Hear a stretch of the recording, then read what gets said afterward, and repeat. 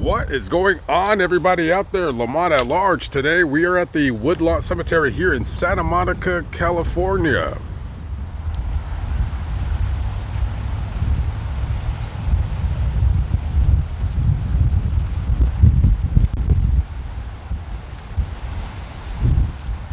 This is Kathy Downs, born March 3rd, 1926. She was a Hollywood actress. Not a big actress, but she was in some pretty big movies in her heyday.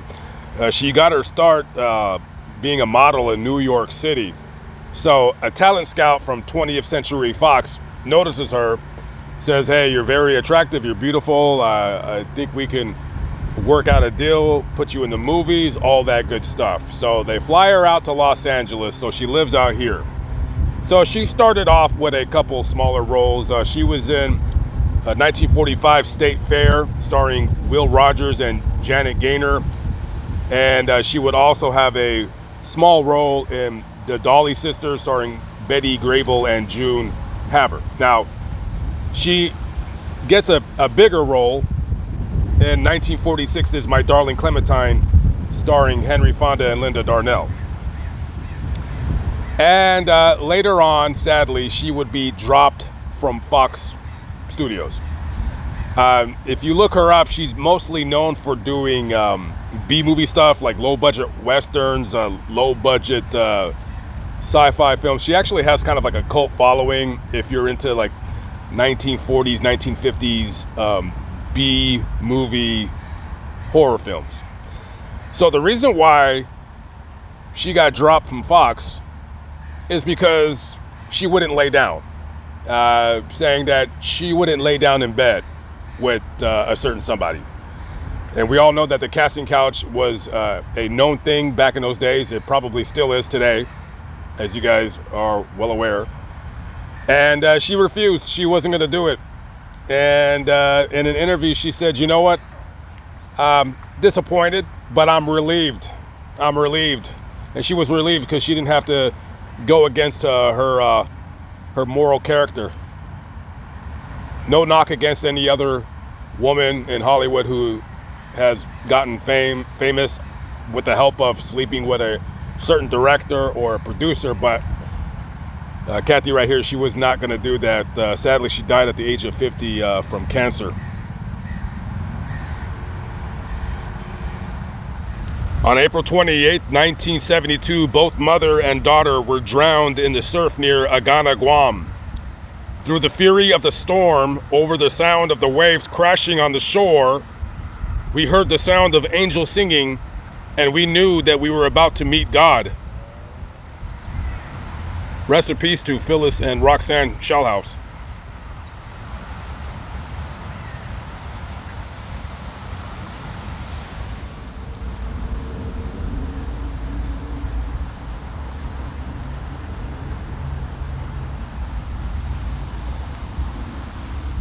This right here is the grave of the Doty twins, Winston and Weston Doty.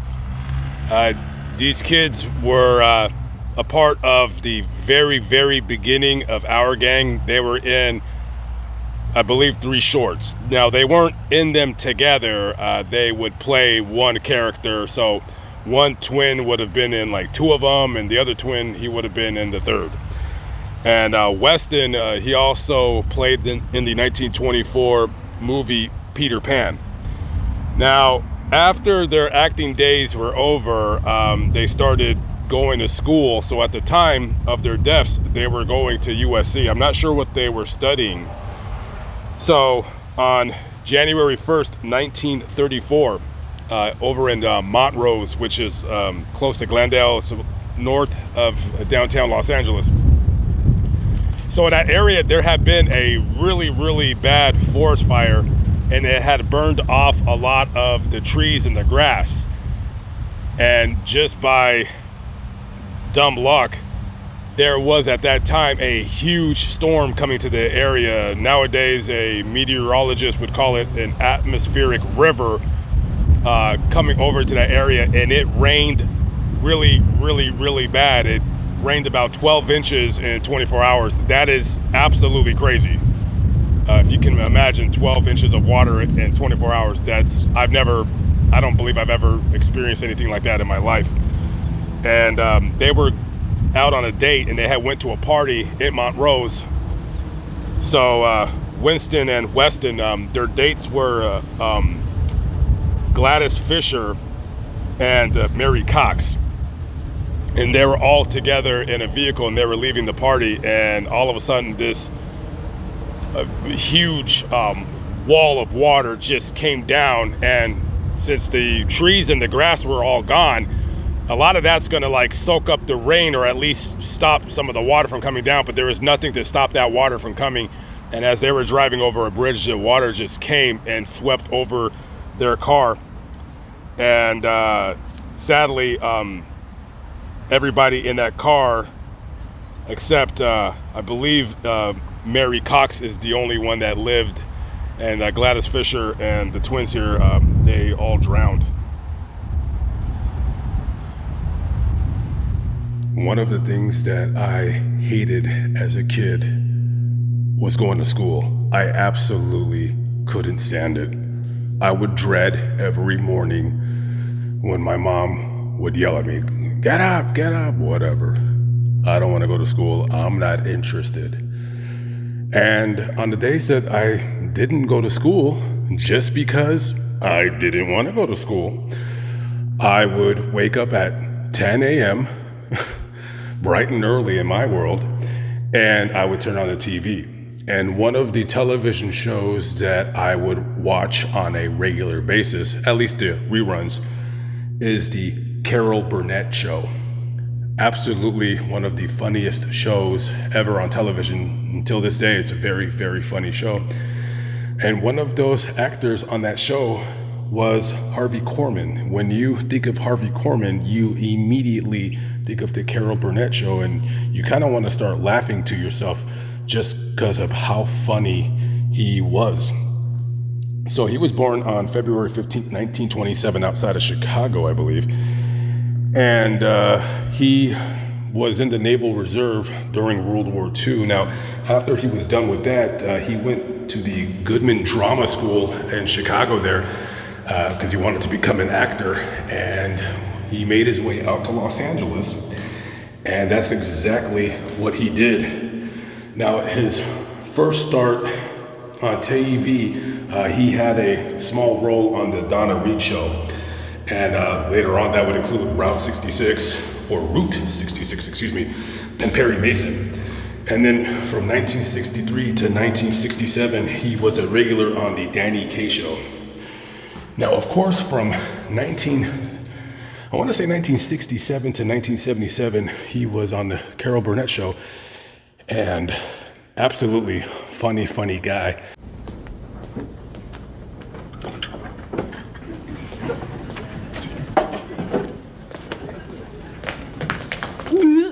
Don't move, lady. All right. Where's your husband? I'm not married. You all alone here? Yes.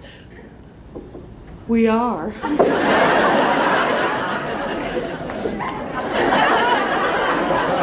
Don't try anything, lady. The cops are after me and I'm desperate. I know the feeling. I suppose that once you get away from the police, you'll be meeting your wife somewhere? I don't know why he left, but I'm assuming it because he wanted to branch out and make his own path. You know, he's on the Carol Burnett Show, and he's known for all these different characters, but he wants to make his own way. So they had made a show for him called the Harvey Corman Show, but it bombed. I think they only made 5 episodes of it. And then later on, he would still act on television and movies too. He played on Mama's Family a few times. I do remember him seeing his face on that television program. His biggest movie was probably Blazing Saddles, but he did Trail of the Pink Panther, Curse of the Pink Panther, some other ones that I can't remember. But there he is right there. This is the final resting place. One of the funniest guys, Harvey Herschel Corman, and it says right there, you're born You suffer and you die. I mean, yeah, I guess. He died when he was 81 years old. He died of complications from a ruptured abdominal aorta aneurysm. He actually suffered that like 4 months earlier, and then he had surgery, and I believe he died during the surgery. But just a small, part of my childhood. Oh, he also played on an episode of Dennis the Menace and the Munsters too. So he was, and check this out, him and Tim Conway, who we're gonna do a video. I'm gonna visit Tim Conway's grave. Him and Tim Conway, man. I mean, they're like freaking frack, I guess, right? You can say that. Just two very, very insanely funny and talented guys. And to be funny, they didn't have to be vulgar. They didn't have to cuss. And him and Tim Conway, they actually did a two-man show where they were doing about 120 shows a year at one time. And he made some really, really, really good money in his lifetime. In the Carol Burnett show, I mean, I could understand him wanting to blaze his own trail. But, just one of those actors that, listen, maybe, he felt that he was typecast because people only know him as playing different characters or what have you. But insanely talented, insanely funny, and lived a great life. And, he lived a life and an occupation that people can only dream of. So, ladies and gentlemen, again, one of the funniest guys ever, Harvey Corman. Okay, so I'm gonna put a picture on the screen. So tell me where you know that picture from. Now, think for a minute. Don't Google it, because by the time you Google it, I'm already gonna tell you who that is. But just, does that picture remind you of anybody? Well, if you don't know who that was, or you don't know where you seen that picture, then you were not a fan of Our Gang. So Jack Hanlon right here, he appeared in 2 of the Our Gang shorts. And a face like that, you cannot forget. And he also went to Fairfax High School, and you can see, funny guy with taking the pictures. He played baseball there, and we went to the same school. And he also, other than the Our Gang, he had a role in the 1929 movie The Shakedown, and he actually got a on-screen kiss from Greta Garbo in the 1930 movie Romance. So after Hollywood, he ended up joining the Army. He was a paratrooper there, and he played minor league baseball. And other than that, it just says that he worked for Allied Van Lines. He was a furniture mover. So I'm guessing he was a truck driver, and he would move people's furniture around the country. He said back in those days with the Our Gang, he barely ever seen more than $5 a day, anything that he ever did. Absolutely incredible. And he also was in, he had like little like roles, mostly unaccredited, in 8 different movies from 1930 to 1933. He was born in Fort Worth, Texas, and at the time of his death, he was living in Las Vegas. And he was a very independent person, and only up until the last 2 months of his life did he have to move into an assisted facility. But just one of the gang, Our Gang, as Jack Hanlon. This is Barbara Billingsley Mortynson, and I did a video about her on my other channel. If you want to go watch it, you can go look it up. She played June Cleaver on Leave It to Beaver, and she also played June Cleaver on, what was that show called? The New Leave It to Beaver? It was on for a few years in the 80s. Very beautiful woman.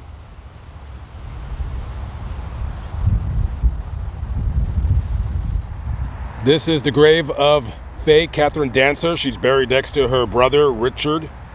And if you can see that logo right there, that stands for the All-American Girls Professional Baseball League. Yes, she used to play baseball. And she is a graduate of University High School, not too far from here. She played Class A amateur girls softball. She played for the Dr. Peppers. Okay, that's pretty cool, pretty cool. And later on, so she was invited and signed with the AAGPBL, right? I mean, nowadays we got different letters for different things, but moving along. So she got signed with the Minneapolis Millerettes, and her pay was $75 a week. That ain't bad. That ain't bad for the 1940s, let me tell you. So let's talk about her stats. That year when she signed, she batted .274 with 25 stolen bases. And her best season was in her 5th season. She stole 108 bases. And half of those was while the other opposing players were smoking cigarettes. You know, back in those days, we loved our smoke breaks as Americans. And so her career total, in 600 games, she batted .236, 193 RBIs, 16 home runs, and 352 stolen bases. Most of those bases while the other team was smoking. She also pitched in 25 games. She was 11-11. And sadly, her career ended, I think it was in 1952. She dove into first base and she ruptured a disc in her back. So that was it for her baseball career. And then after that, she worked for the power company out here for 35 years. And her story and many other women across the country, their story was made into a movie, A League of Their Own. And Faye and Richard are buried, next to their parents, Lloyd and Olive Dancer. So the Dancers are together as a family unit once again, forever. This here is the grave of Jack Kramer, and he's buried alongside with his wife Gloria. And you can see a couple of tennis rackets right there. Well, that's because Jack was a tennis player, but he wasn't just any old regular tennis player. For the most part of the mid-1940s, he was the #1 ranked tennis player in the entire world. He won the U.S. Men's Championship in 1946 and 1947. He won Wimbledon in 1947.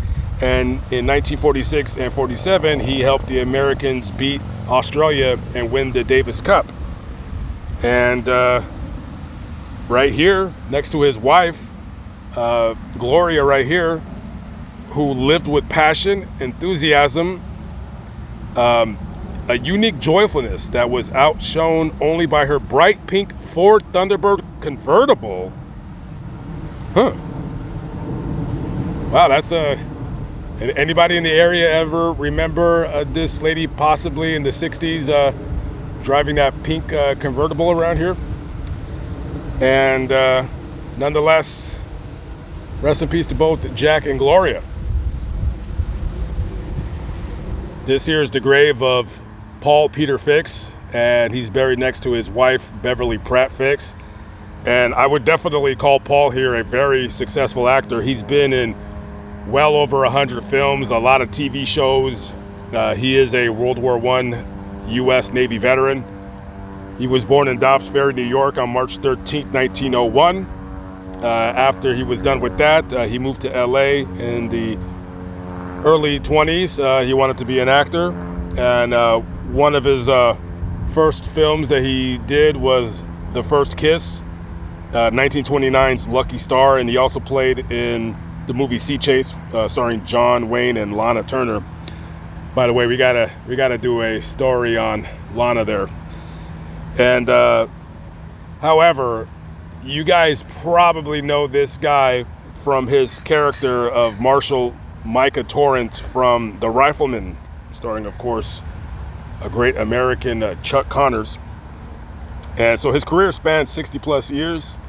And his wife, Beverly, she did some acting as well, some unaccredited roles. So she spent a little bit of time behind the camera there. But yeah, Marshal Micah. Ladies and gentlemen, Paul and Beverly Fix. Okay, not a long video. Kind of got to get going. The next story starts about maybe 15 minutes away from here, and I want to get started on that before the sun starts to set. Had kind of a late start today. Anyways, catch up with you on the next video. Have a good one. Peace out.